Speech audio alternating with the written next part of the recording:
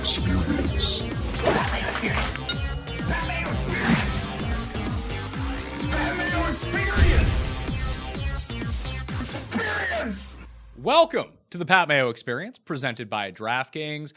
Sweet 16, March Madness bets. We got to figure out who, if our brackets are busted, who we can actually bet on to recoup some of our money. Also, maybe some NBA futures towards the end. Yes, folks, we are talking about basketball on today's Pat Mayo Experience. An outlier, but this is the time of year that it is, and I'm just getting ramped up for basketball, so this is perfect. Also, if you're out there right now, please smash the like button to the video, and in the comment section, give me your updated winner of this year's March Madness NCAA tournament. Joining me on the line, you may know him as the Sports Cheetah. It's Preston Johnson. What's going on, my man? How's it going? Thanks for having me on. I appreciate it. Absolutely. Can you tell everyone what you've been up to since leaving ESPN? Because people have been asking me. I was like, well, I'll just have Preston on. He can explain it for himself. I'm trying to do a little bit of everything right now. I am mostly once a week doing an NBA game where it's this alternate broadcast. I'm doing it through Yahoo, but it's really through the NBA, where on League Pass, you have the home away option. Well, once a week they're doing a betting broadcast option where we're basically just calling the game and we're watching it live, and we're able to kind of talk about the in-game lines, futures bets for the teams included. And, we can't really carry that conversation on for forever. So we talk regular general hoops too. So it's a pretty fun time, good time. If I usually turn down these days, the regular announcers anyways. So I'm kind of a snob in that regard. So I think people have enjoyed this, and it's good to kind of just bring a betting platform to the public and to the audience. And it's cool the NBA is forward thinking and doing that. Yeah, so hopefully that this becomes so successful, this can translate over into other sports. I've talked about everything so many times on the show that I'm just waiting for football to launch this. Maybe with a deal with Amazon now that they can actually provide, like they'll have the scouting feed. Let's just get the gambling and/or fantasy feed, and I'll be good with that. And I'm waiting for the all gambling feed for golf. They tried it, and it was hilariously bad as they put a whole bunch of people on both the desk. How long ago was that? It was at the Waste Management Phoenix Open, so Super Bowl weekend. They did an all gambling broadcast. Okay. I didn't see that. Well, no one did, and they featured a whole bunch of people who have clearly never bet on anything in their lives. So that's always fun. Yeah, that kills it from the get-go. Yeah, there's nothing you can do there. No, I think their idea was, we'll take people who just love golf and turn them into bettors, not realizing that the only people seeking out an online alternate feed are the people who are already betting on it. That's true. So let's talk tournament. Does anyone have a good bracket anymore, or is everyone just kind of fucked for the entire year? I think a lot of people still have at least their Final Four has a chance. If you went with Houston or Loyola Chicago and you like the underdog story there, Baylor's alive, Gonzaga's alive, Michigan, Alabama, Florida State, and the other region. They're all alive. But I think a lot of people are pretty dead in the sense that they don't have, nearly the 16 teams that are in this, and probably sitting at like 10 of 16 and just hoping they get the Final Four exactly right for your bracket pool or whatever. So it was fun though. I think the stat is that it was the most upsets, and what like the general public calls an upset, or the tournament and NCAA calls an upset, is if it's a 5 seeds lower. So 11 over a 6, a 12 over a 5, etc. It was the most they've ever had in a first round, a second round. And it's one short of being the most they've ever had in an entire tournament. I believe it's 13, and we're at 12. So that makes it fun for fans. And if you're betting and you're betting on underdogs, even better. Well, I mean, I always enjoy betting on a good underdog. So we hit some like big money line numbers in the first round and even the second round. But like when you have a 15 win, a 13 win all of a sudden, or a 14 win, you're looking a whole lot better, and it can kind of recoup some of the losses that you made along the way just because you're getting paid 3-1, 4-1 on your money. Sure. But when we look at the round of 16, the Sweet 16, is there any team that jumps out to you right away, spread wise or even money line wise, that is probably the route that we want to go? Like, we're going to keep riding Loyola Chicago here. They're 6.5 point favorites. We can go to that game first. I'll say this. I think there's a general theme, and you'll find this in betting markets in general, no matter what league it is, what sport it is. But the markets, or the public perception tends to revert to recency, is the way I'll call it. And so people remember a lot of these upsets.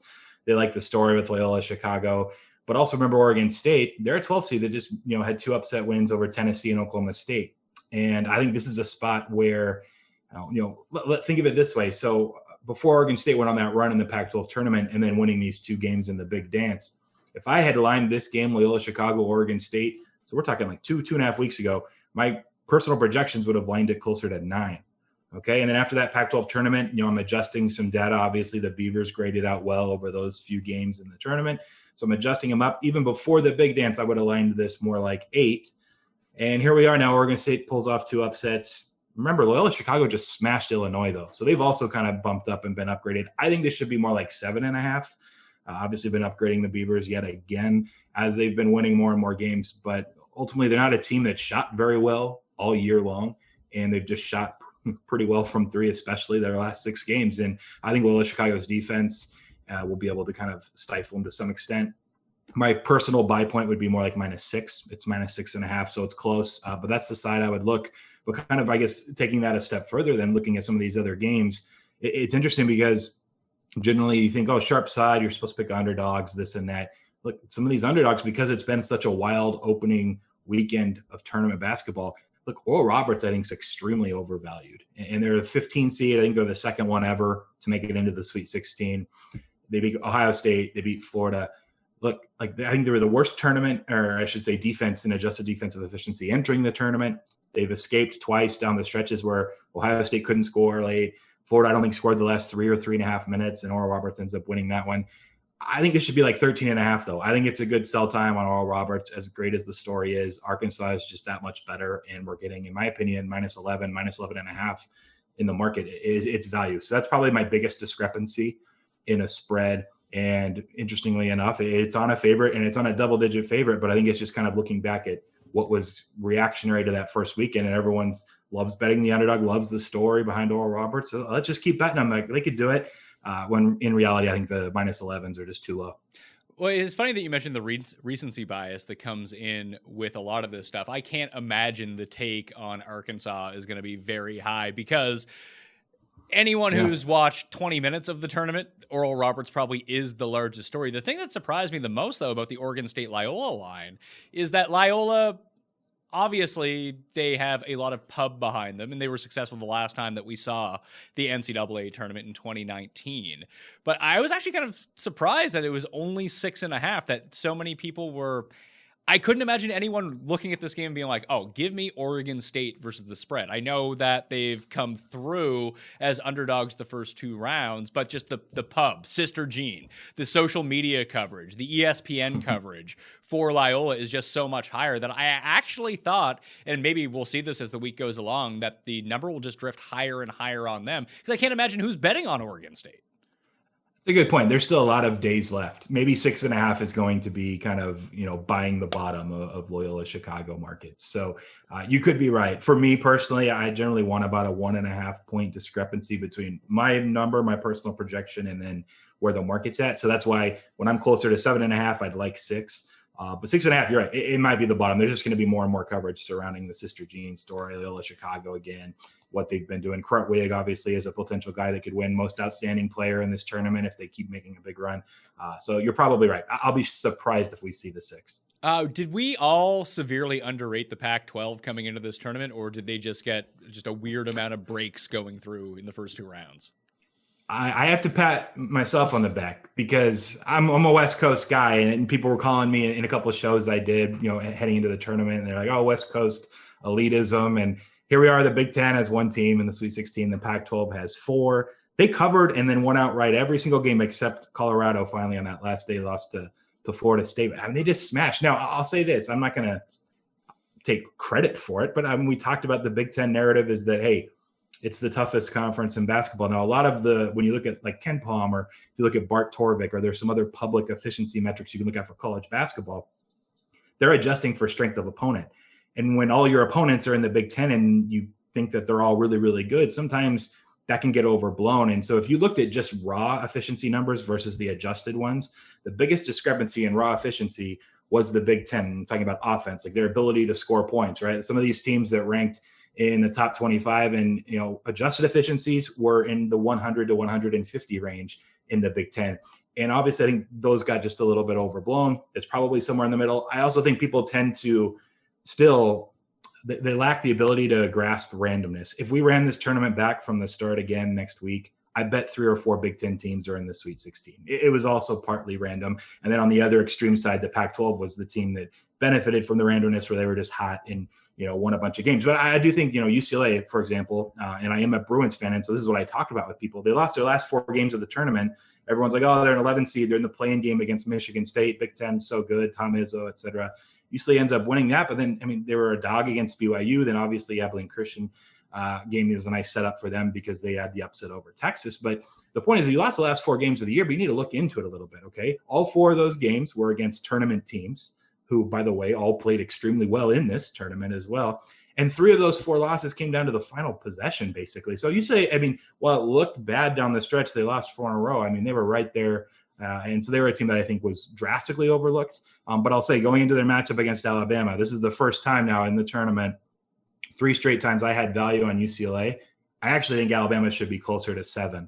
And this is 6.5 in the market. So this is the first time I would lean the other way going against the Bruins, similar with Oregon State. I think now, these Pac-12 teams may be getting a little overvalued. So it's kind of like those ebbs and flows or waves of the markets and buying at the right times on certain teams. This wouldn't be the time now to back the Pac-12, in my opinion. Well, it's always fun when I had one Pac-12 team in my Final Four, and that team was Colorado. So that's always a great play on my part. Everyone wins except for them. That's always the route that you want to go down.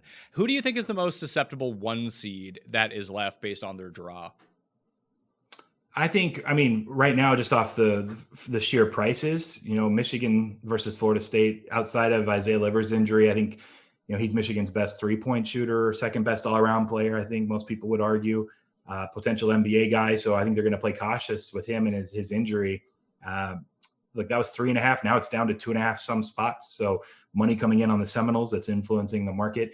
And so just a price that cheap relative to, Gonzaga's laying 13.5. Baylor's laying 7 now against Villanova. It's got to be Michigan. And even after that, I think Alabama has, assuming they take care of UCLA, a great chance of winning that East Regional Final against Michigan, if Michigan even can beat Florida State. So it has to be the Wolverines, not because of the Big Ten thing.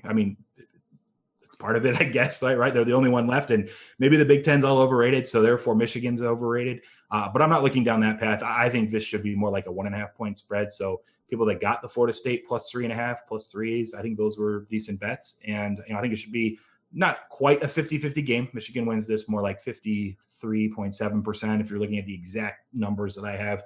But it's close, and so they're definitely the most susceptible, unless Livers makes a drastic recovery and appearance, and that'll help them quite a bit. It's still currently, as we speak right now, plus 3 at DraftKings Sportsbook. So if you did want to grab Florida State, you can still do that. I felt like not that I'm a huge NCAA basketball head by any means, as the first moments of college basketball I watched were the first round of the tournament this year. But is Houston actually legit? Because everyone I talked to didn't seem like they were like, they're kind of like a fool's gold 2 seed. But they seem to have a pretty open path to get to the Final Four now. So, the path's fantastic now. And they should have lost to Rutgers. I think Rutgers were up 9 or 10 with a few minutes left, and then Houston goes on the big run. So that's another reason people are going to double down on that sentiment that Houston doesn't deserve to be a 2-seeder. They at least aren't going to be a team that can make a run. I'll say this. I think to the extent that Loyola Chicago was underrated and underseeded, right, when there was an 8 or 9 seed, I think Houston was probably overseeded slightly, but also both teams are still top 15 teams in the country. So, Houston maybe doesn't deserve to be a 2. Maybe they're not the quality of a 2 seed. Their resume may have been, but I think a 4 seed would have been absolutely fair. And you could even argue a 3. So I'm not going to say they were extremely overrated. They definitely have talent, and their efficiency numbers, both sides of the ball, are fantastic. The question for me, and I don't know if you have an opinion on this. Are you on the East Coast? I think you're on the East Coast, or at least you were at some point, and then you've moved around. But Syracuse, do you have any ties to Syracuse or this 2-3 zone everyone hears about? It? No one can beat a 2-3 zone. And it shocks me, even in the NBA starting to incorporate zones more. It just boggles my mind that these players cannot figure out how to beat a 2-3 zone. And Syracuse, again, now as a 11 seed in the Sweet 16. The only ties I have to Syracuse is I didn't go to Syracuse, and a lot of my colleagues and friends did. So it makes me actively root against Syracuse because I feel like a lot of people have. That's why I just thought to ask, because 50% of the people I've talked to are like, oh, no, I went to Syracuse. Like all of a sudden, the last few weeks. Everyone's letting us know. But anyway, so I had to check, make sure you weren't an alumni either. No, so it works one of two ways. So if you're in broadcasting or production, the chances of you running, especially in sports, because the sports program at Syracuse is awesome, and that's where just a lot of these networks and even people online just originate from. So if they populate a lot of the jobs, it's just like when you see writers around, like Northwestern is such a hot spot for sports journalism that all of a sudden that if Northwestern is good at anything, there's just an outsized voice about like, oh, look how good Northwestern is. Almost just it's exactly the same way. So if you are reading something and Northwestern is good, that's going to be blown out of proportion. Or if Syracuse is good, generally, unless Donovan McNabb was Donovan McNabb Syracuse? He was here, Syracuse, right? Yeah, that sounds right. Yeah. So if they're good in football, that we'll hear about it all the time, but whenever they have a modicum of talent in basketball, it's like they're the greatest team of all time. So I feel like that does influence the markets either way, but I just like rooting against them because I have no rooting interest in any of this in terms of having loyalty to a team. So I just want to see everyone miserable because that's just the type of person that I am. Especially the people that went there too, because it's all like, oh, Syracuse is so great about everything. You must hear it. I mean, if you're a UCLA fan, you must have a lot of USC fans in your life too, right? Dude, that is one of my biggest pet peeves, or just the thing that puts me on tilt more than actual betting on games and gambling is the fact how many friends I had growing up that were not USC fans at all until the Pete Carroll era with Reggie Bush and Matt Leinart and everyone. All of a sudden, USC football got good. And every one of my friends jumped ship from UCLA and were like, oh, no, I've always been a Trojans fan, big USC guy. And it's total BS. And so I am, I guess, contrarian in the sense that I stuck with UCLA. And it's been fun to finally have a basketball team, at least this year, that's been relevant. And I'm excited to see, hopefully the next few years, they can keep improving. Well, I mean, we didn't even talk about Oregon and USC. That's the other Sweet 16 game right now. USC's favored by 2.5 points at the moment on DraftKings Sportsbook. Do you have a lean in this game either way? Like, how did they rate out when they played each other during the season? So they played each other once. And well, let me preface, I guess, Oregon's prospects in general, just because it's really intriguing. And they were the team, I think, that had more upside or a higher ceiling than people anticipated entering the tournament for a few reasons. One being Will Richardson, point guard, shoots like 40% from three. He went off against Iowa. He didn't play a single game for the Ducks until February 4th, I believe it was, right? So they played this majority of their season data is without Richardson, which is a big deal. Then Chris Duarte, who is their go-to everything guy, 43% from three. He's a prospective first-round NBA draft pick in a draft class that's absolutely stacked.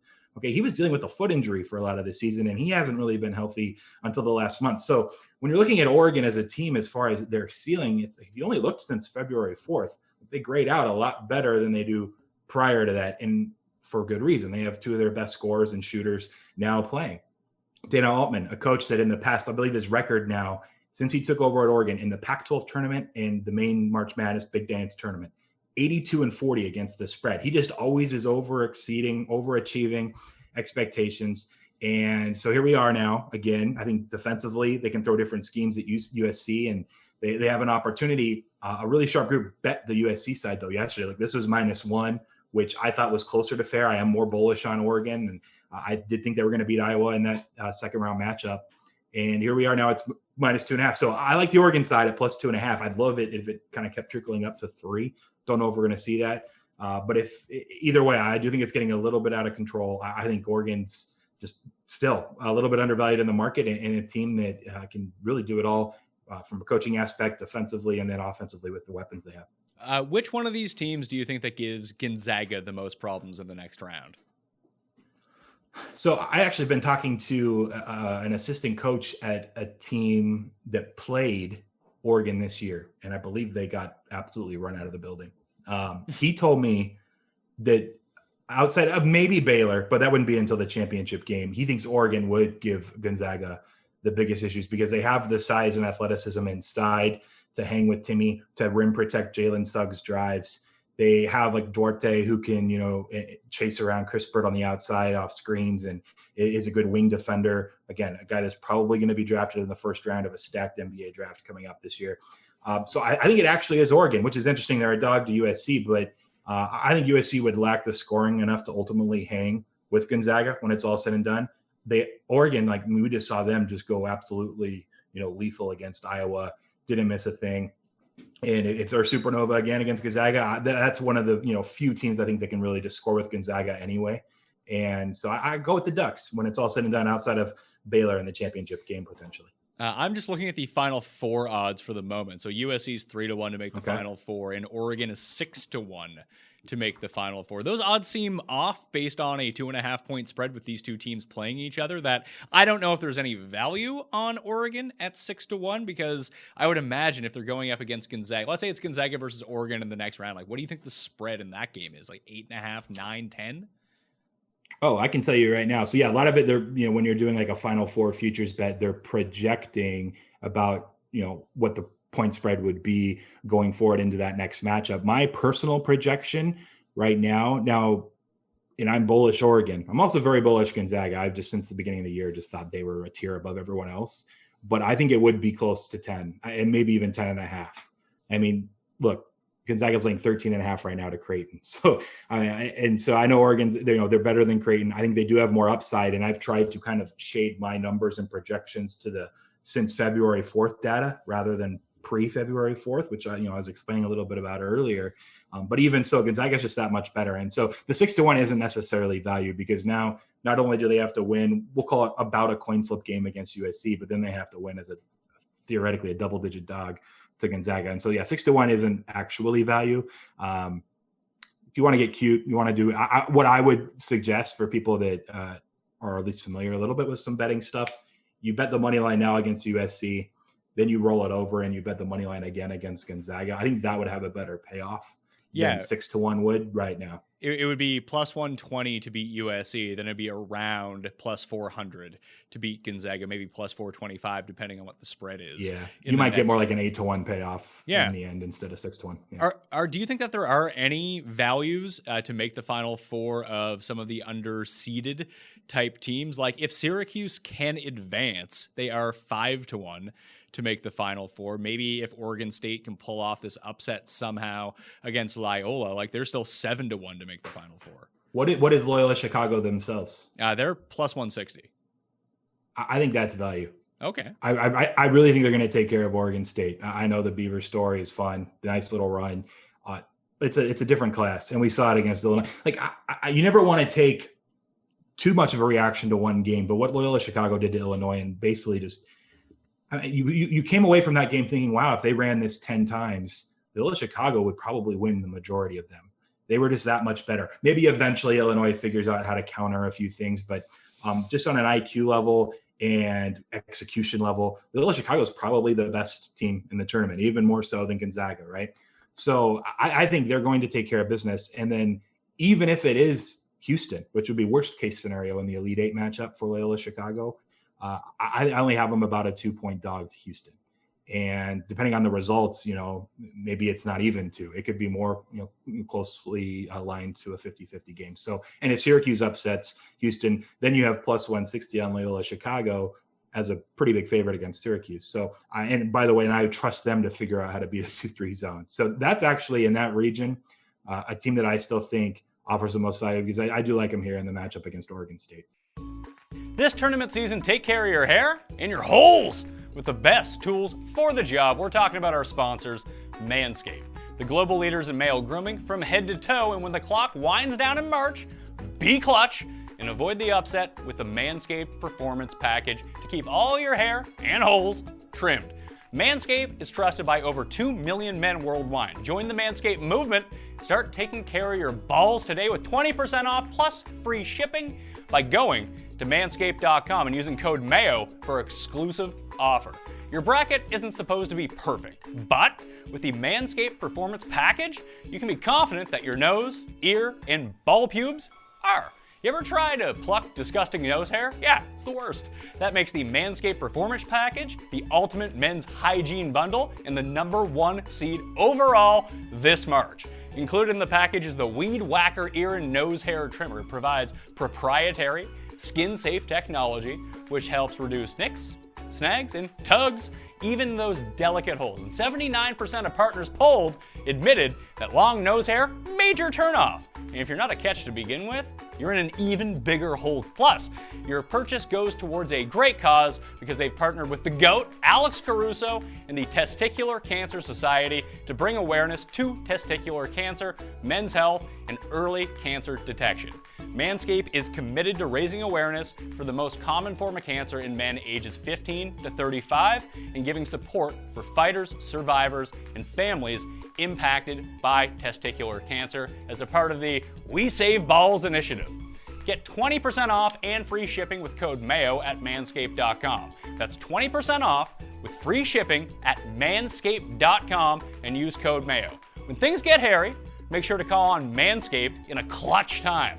Thank you, Manscaped, for making our holes look sexy during the dance. It's time once again to tell you all about Magic Spoon.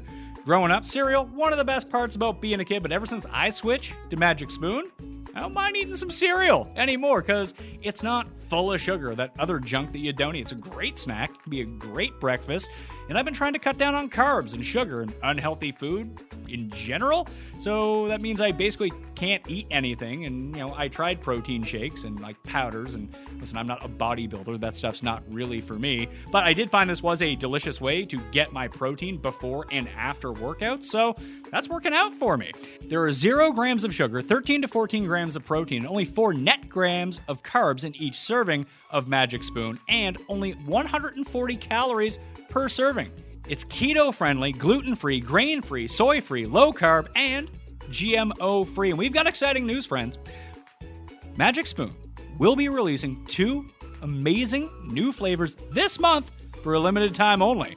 We're talking about cookies and cream and maple waffle. That sounds awesome. And if that isn't the most comforting, indulgent combination, then I don't know what is. This is the ultimate treat yourself combo. So make sure you get some while you can for a limited time, or just build your own box. Available flavors to build your very own custom bundle are coca, fruity, frosted, peanut butter, and cinnamon. I recommend fruity because those are awesome. I would just get fruity and eat those all of the time. If you're listening from Canada, Magic Spoon now ships to Canada as well. And you can do other things by mixing stuff together. Mix cocoa with peanut butter and it tastes exactly like a peanut butter cup, except it's super nutritious, so you have that going for you as well. Go to magicspoon.com/mayo to grab the new limited edition cookies and cream, maple waffle, or a custom bundle of cereal to try today. And be sure to use my promo code MAYO at checkout to save $5 off your order. This offer is good now anywhere in the US or Canada, but only when you use our code MAYO at checkout. And Magic Spoon is so confident in their product, it's backed with a 100% happiness guarantee. So if you don't like it for whatever reason, they'll refund your money, no questions asked. Remember, get your next delicious bowl of guilt-free cereal at magicspoon.com/mayo and use code MAYO to save $5 off. Thank you, Magic Spoon, for sponsoring this episode. All right, well, let's switch over to NBA for a second because I was looking at the future odds to win the NBA championship this morning, and it's really tough with all of the injuries that have happened to all these preeminent franchises that the Nets and Lakers are now the co-favorites to win the NBA title, at least at DraftKings Sportsbook being plus 285 at the moment. Then it's the Clippers at plus 550. Then you have the Bucks at 7-1. Is there a case for the Bucks here now that Holiday is back? They've made their Tucker move, that they've been ousted in the playoffs the past few years, that maybe that they've been through this enough times now that, like, are we even certain that, I mean, on paper, Brooklyn's obviously the best team if Embiid isn't going to be 100% in the Eastern Conference, but like, can we be sure that Durant can string together like 4 consecutive games without having to sit out 3 weeks? No, we can't be sure. But they also are being, I think, extremely cautious now, which bodes well for the playoffs. He's going to come back, and I think he'll be nearly 100% healthy at that point, and that's really all that they need because, crazily, James Harden's just carried this team since they traded for him without Kevin Durant. And so I'll say this. I was completely wrong. When they traded for Harden, I thought that there was, theoretically, after the trade value, the Bucks were plus 325 just to win the East. I didn't even want to deal with the Lakers potentially, or if it's the Clippers, whoever it may be in the championship in the NBA Finals. As I said, in the East, Bucks plus 325. Like, look, they're being overlooked. They're going to figure out. They had a slowish start. Drew Holiday is an upgrade. Their problem in the past is that Mike Budenholzer would embrace their depth, and he'd probably play 10 or 11 guys in these series, and just was too many guys. You only need to play 7 or 8 in a playoff series if your back's to the wall. He was overplaying guys, not enough minutes to his key guys. I was like, that's going to change now because they're not as deep. He'll just have to rely on Middleton, Holiday, and Giannis, etc. And then what the Nets have done without Durant, and even Kyrie Irving sitting out games in there, even the game last night against Portland, right? Harden, he's 50-50 to even play the game. He ends up playing. They don't have Irving. They just lost Landry Shamet as well, who's one of their top 7 role guys that, again, they're not even that deep because they had to give up pieces to even get James Harden in the first place. And everyone's been talking about, though, their defense. And again, going back to when this trade happened, I was like, they can score all the points they want. If they can't get stops, it doesn't matter. Look, they're getting enough stops now, and it actually may not ultimately matter because they're just scoring more points than you. Like, they're that good. I think they are historically good offensively, and they don't even have Durant playing yet.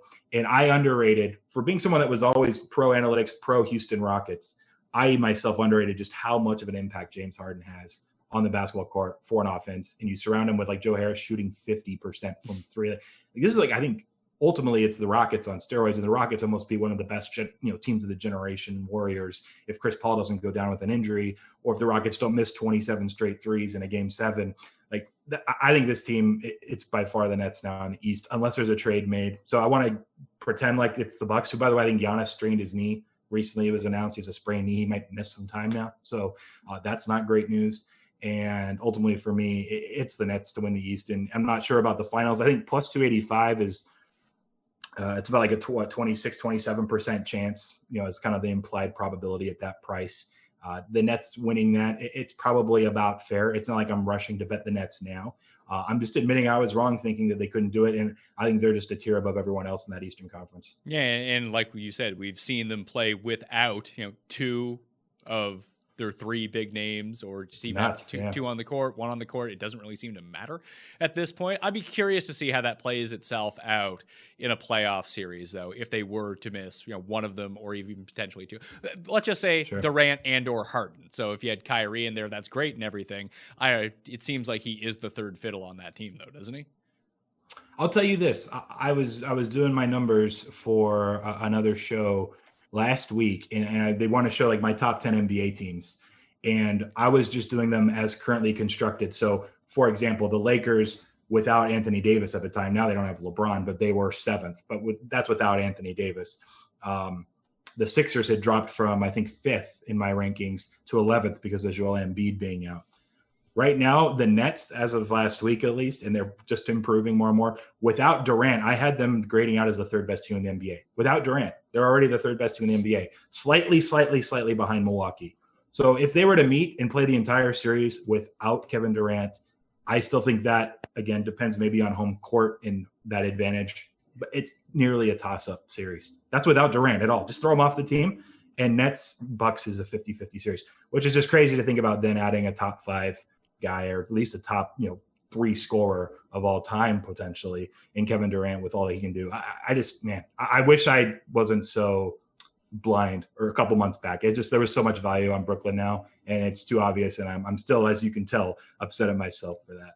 So Brooklyn to win the East is even money. The Bucks are 3-1. The Sixers are still 5-1, and the Heat are 12-1. Is there a move that the Heat can make? Because obviously the NBA trade deadline has not happened as of us speaking, but the rumors are still floating around with Kyle Lowry about potentially getting him. It seems like Norman Powell might be packaged in a deal with wherever Lowry ends up going, depending on what the return is going to be. That could they vault themselves up as just maybe not as a favorite, but as a team that could chip away just through defense alone at one of these super high scoring teams?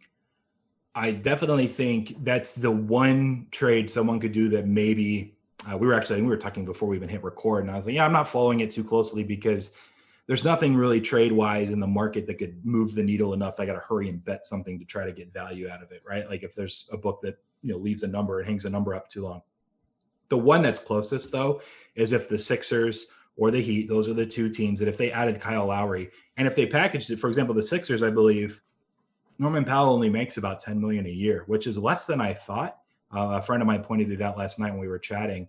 And so they could swap essentially Danny Green for Norman Powell, which at this point in Danny Green's career, love the guy. I think that would be an upgrade for the Sixers. So if they somehow added Norman Powell and Kyle Lowry, I mean, that's a team that, again, they're already one of the top teams record-wise in the East. And if you can, like we're talking about, and again, I think this is all about who can construct the team that can hang with the Nets. You can put Kyle Lowry on Irving, Harden, right? You have Ben Simmons you can put on Harden especially, and even KD at times. You have Joel Embiid that's one of the best rim protectors in the league. That's, I think, the ultimate team that Doc Rivers, obviously, I think he's went from being an overrated coach to an underrated one after some of the runs he made with lesser talent in the Clippers and what they're doing, for example, without Embiid right now. The Sixers keep winning games anyway. I think he can put together a game plan to, at least hang with the Nets. So that's the trade. I think you nailed it. What'd you say the prices were? Was it 5-1 on the Sixers, 12-1 on the Heat? My guess is that the Sixers, because they have such a high seed already, are already priced pretty fairly, even if they got Lowry. But the Heat side is the one, because they've just started so slowly and people have kind of forgot that they were just in the NBA finals. At 12-1, if they got a Lowry addition, even Norman Powell as well, that's a big upgrade, some of the depth that they've been lacking. And that's probably the one that has the most value theoretically at that point. If we look at the West, the Lakers, obviously the favorites, plus 125. Then you have the Clippers, the Jazz, the Nuggets. Like, how long is Davis going to be out? And if is there a chance that he just doesn't come back? Yeah, actually, what I've heard, and you hear things left and right, pretty concrete source though. Now it might be different because of LeBron injury, but hopefully he's just out 4 weeks like they're anticipating. I heard they were going to most likely just wait until the playoffs with Anthony Davis, that it was worse than they put on earlier, saying he was going to be day-to-day or just, 2 weeks. Like they were just going to wait, hope he was 100% come playoff time and, use that opening series where they were going to likely be a big favorite to kind of reacclimate to Anthony Davis and getting him back in a groove. They might not be able to afford that now for a few reasons. One, they might be like in the playoff game, or I should say play-in game, where the NBA is doing the 7 through 10 seeds, do a one-off kind of tournament just to get the 7 and 8 seed spots. If they're in that 7 through 10, coming down to the final week stretch, they don't want to have one game on the line to determine if they even make the playoffs. So they're going to do all that they can to make sure they're in the 5 or 6 spot. But they're the Spurs and Mavs are right behind them. It's possible that they would drop off there. So I think Davis probably has to come back as soon as he literally can, as opposed to just waiting as long as they were hoping. But look, without LeBron and him, 2 games so far, they've looked absolutely terrible. So it could be even worse. Maybe they're a team that's a buyer come playoff time, or I should say trade deadline. But I will say this, I think there's other teams in the West realizing there's an opportunity here. And Denver's a team I think I would throw into the Kyle Lowry sweepstakes. I'd love to see him kind of bring a defensive fronted face to Denver alongside Jamal Murray and Jokic and MPJ. Or maybe they have to give up MPJ to get Lowry. I'm not sure how that would eventually work. Probably not. I think they would trade Gary Harris, Bol, and a pick or two. But that's a team in the Western Conference that I think could make a move now, because they've been in the Western Conference Finals a few times in recent years, and they've been close. Get Kyle Lowry in there, they're a team that might contend in the West. So there seems to be a big separation in the odds in the West about who is actually going to win. Like I said, the Lakers are the favorite plus 125. The Clippers are 2.5-1 to win the West. The Jazz are 4-1. Then there's a drop off in the odds that goes straight to the Nuggets and the Suns, both at 12-1. The Mavs are 25-1. Is that just because people like Luka and they want to bet on Luka? I don't understand how the Mavs could be favored over the Blazers right now, who are 30-1, who could be in the mix to add someone as well. It strikes me that in a playoff series, if they can get the right complementary pieces, that they can just be a lot of trouble because they have so much upside on the court at the same time, that if all these teams are weaker than we thought at the very top end, why not Portland? Sure. If they can get Aaron Gordon, let's say. So I think this is a good question. Let's preface it with this. They actually played a back-to-back a couple of days ago, and both games, I believe Dallas was a favorite in Portland both times. So that's just kind of put into perspective. The betting markets value Dallas overall as a better team than Portland. Now, the records may not say it.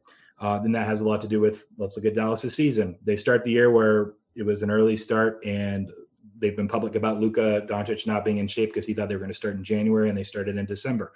And similarly, Porzingis couldn't play the first set of games because he was coming off of an injury and they were hoping that, the season wouldn't start until January. As soon as Porzingis finally comes back in February, 5 of their main 8 role players go down with COVID. They each miss 2 to 3 weeks. They're trying to deal with that. It's hard for them to win games with Luka, KP, and a bunch of like G League level guys. Understandably so. And now that they're all finally healthy right before the break and the All-Star break, and then since, they've just been a much better team. And they're a team that I think you have to be cautious with assessing those first 2 months of the season, with some of the reasons that I mentioned. And they're a team that at the All-Star break, I said probably underachieved relative to, their potential. And one of the teams that overachieved their underlying metrics as far as how many wins they had versus, where their defense grades and offense grades, it was Portland. So I think that's one of the teams that's a sell team. And you've just seen Damian Lillard go absolutely bonkers late in games and hits every 30-footer. And they win all of these close games until finally last night, Brooklyn actually beat them. But they've just won a ton of games late that when it comes down to it, their team as a whole, especially, they did get CJ McCollum back now. And if they can get Yusuf Nurkic back, he'll help. So it's not Enes Kanter at center all day. I still think they're missing one more piece though. But you're right. If they made a deal, then you're absolutely spot on. But I don't know if they have the assets to. They traded for Robert Covington already. They actually, I think Dallas is a team that has assets where they could make a move on someone. Even like Siakam, I heard a rumor about. He actually might be a secret sneaky Raptor that everyone thinks isn't on the table because everyone else is, but actually Siakam is as well if they just blow it up completely. So Dallas could make some moves, so could Portland. But Dallas is the better team, despite, I think, people's general view and perception. MVP. That's how I always got to talk about the MVP. Is anyone going to be left at the end of the season? And it's just going to be Jokic, where it's like, oh yeah, he played the entire season. He's the MVP. So unfortunately, yeah, I made a big wager on Embiid. The only guy I bet preseason was Embiid, and he was over 40-1. And so I'm hoping he comes back and there's a chance. And they keep winning without him, they might be cautious and just rest him longer. So he seems dead. LeBron's probably going to be out of it. Giannis has this knee strain issue that just got announced a little while ago. So if he's missing time for a while, then we will see. I think Jokic is around even money. I'm not sure where DraftKings actually has it at, but that's probably a similar price range. So you're basically betting, is it Jokic versus the field? And until today, Giannis was one of the main guys that could catch him in the field. And now he might not be. I think everyone hates the fact that Harden did the Houston thing early and like forced his way out and wasn't trying, but theoretically, he's been one of the most valuable players in the league. We talked about him and the Nets. Luka and Dame, I think, are maybe two that come, from further back. Steph was partly in that discussion until he got injured. So you're right. I think it right now, and you hate to call it by default because that's like taking away from Jokic and what Denver's been doing. But by default, Jokic is going to win, I think, now. I just think he has to be the favorite, and he's had an extraordinary season on top of it. But I don't think he was ready or the voters were ready to give it to him with all of the other guys in contention. And now they kind of have to be. So, yeah, I hate to say unfortunately, but I am an Embiid investor. So I think it's Jokic at this point. Well, Jokic is minus 110 right now to win the MVP. Embiid is still second on DraftKings Sportsbook in the odds at 5-1. Then LeBron and Giannis are next up. Then Harden, he's at 9-1. Then it's Luka, Dame Lillard, and Steph Curry. They're all 14-14 and 20-1. Is there any way Kawhi, if the Clippers get the 1 seed, could end up being the MVP? He's kind of just always the long forgotten stud, right? Like he's just so quiet and not flashy on the court. Like he's not hitting step back 35 footers like Lillard is or Steph is. And he's not doing the passes Jokic is. And he's not even like LeBron level, obviously. And I think there's basically no shot, and the odds are kind of telling you that. And I think we actually talked about this on one of the betting broadcasts we did. I think it was 2 weeks ago. It was some sort of imaginary hypothetical prop bet, but it was, would you bet on Kawhi to win an MVP in the next 5 years or Devin Booker? I don't know. I think the Suns and Clippers were potential. I think they were playing each other. And I thought it was an interesting question because I think if you were looking at 2 to 3 years, you would say Kawhi. But right now there's just this extraordinary, the league is just stacked. There's all these stars, and Kawhi just doesn't really fit that mold of a guy. And plus, he's getting load managed and he's missing games here and there. They're never rushing to have him play all 82 or anything. And with everyone and all these stars that are in the mix right now, it's hard to see Kawhi doing it. And then he's probably going to start tailing off eventually, right? Just because of age and what he'll be able to do. And so I think what I ended up choosing for the hypothetical was Booker, hoping that, Chris Paul eventually retires, is out of the mix, and Booker becomes this 30-10 guy in 3 years or something. It's possible. But it's an interesting question. It gets to the point where I think Kawhi, yes, overlooked, underrated as a player and impact-wise. He's one of the best 5 guys still in the league, in my opinion. But the MVP markets, they don't care. And it ultimately is who's going to vote for who. And you're handicapping voters in the end. So it's just a twist that you have to consider. Well, I guess the reason that I would bring him up, he's 40-1 right now to win the MVP. If the Clippers do end up with the 1 seed, you'd have to think that is a big boost for him. And then it's just kind of on, we've seen Embiid get hurt, LeBron get hurt, Giannis get hurt, Luka show up out of shape. Like, what if Jokic gets hurt? What happens then? Or are we just too deep into the season that it doesn't matter? All right. I'm looking up the records right now. I'm pulling up the standings, I should say, because the other funny part about this is Utah had that extraordinary run, right? They still have the best record in basketball, I believe. Yeah, they do, by about a game on the Sixers. And no one's in the conversation from Utah because Gobert kind of takes care of the defense, and Mitchell and Conley have had great offensive seasons, as the high usage guys. So the Clippers, let's see. Okay, so they're 4 games back. And then another thing is the Suns have, the 3rd best record or 4th best record in the NBA. And, we're not talking about Chris Paul or Devin Booker at all. So I think it just kind of goes to the point that the league's so stacked and there's so many options. But if Jokic got hurt, if Embiid didn't come back in a week, and LeBron was out for 4 to 6 weeks, and Giannis's knee thing, ends up, I think you just have to, at that point, sure, Kawhi would climb the list. You're right. He wouldn't be 40-1 anymore.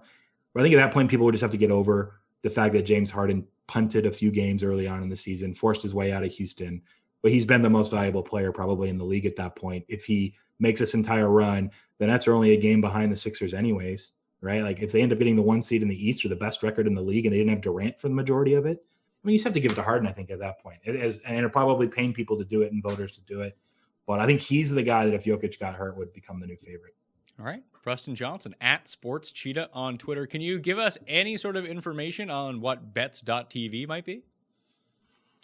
Bets TV, yeah. We this will be, I guess, the first time we'll throw it out there, but I appreciate you letting me give it a shout out. So it's a new network I'm starting with some friends that I want to have a daily show, and we're building out a studio here in Southern California, and it'll be a professional studio. I'm going to do a daily show I think will be called Last Word Cheetah. It'll be a call-in show, which really it's kind of like old school radio meets sports betting. There's not really a show out there where the sports betting prognosticators are actually taking calls and talking about the games the audience wants to talk about or bet on. And so we're going to do it, 1 to 2 hours a day. We're getting things set up, but it'll be one of the main shows, or we'll call it the flagship show of Bets TV. And eventually, hopefully, Bets TV is a network that is big in the space and has people from all over the place doing their own shows. And we're going to grow it out. And it should be a fun project. All right. Well, everyone, go check that out and follow Preston once again at SportsCheetah to get more information once the network is up and launched, or at least when it's getting close to launch. So you can go subscribe over there. Of course, subscribe to Mayo Media Network as well. If you're watching out there, smash the like button to the episode and give me your updated Final Four for the NCAA tournament. Remember to subscribe to the Pat Mayo Experience audio podcast. Leave a rating and review on Apple Podcasts if you got an extra 20 seconds in your day. Thank you all for watching. I'll see you next time. Pat Mayo Experience! Experience!